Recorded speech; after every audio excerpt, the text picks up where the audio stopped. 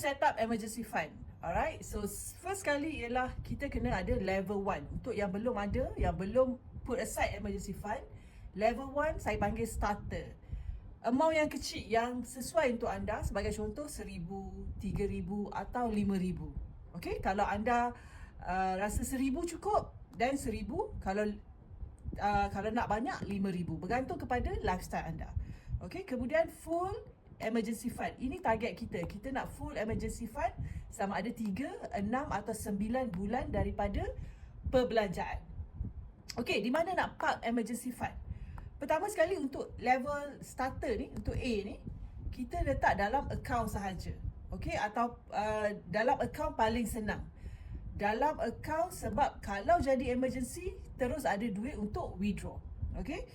Kemudian 2, kita boleh letak full emergency fund kita di satu tempat yang ini, yang B, Baki ni, di satu tempat platform yang modalnya tak susut. Maksudnya anda masuk 3,000, duit anda takkan susut nilai. Okay, kemudian ada growth. Account tu boleh bagi sedikit growth. Dia bukan account bank. Kalau account bank, kita tak dapat return kan. So yang ini ada growth sedikit. Kemudian account tu mestilah mudah cair, untuk mudah withdraw, sebab kita guna emergency fund untuk tujuan emergency. Masa nak guna, sama ada kita, kalau cukup dalam account ni, kita akan guna duit dalam account ni. Kalau tak, kalau amount tu besar, dan kita kena prepare duit ni supaya dia mudah dikeluarkan. Saya nak tunjuk macam mana nak kira pula next.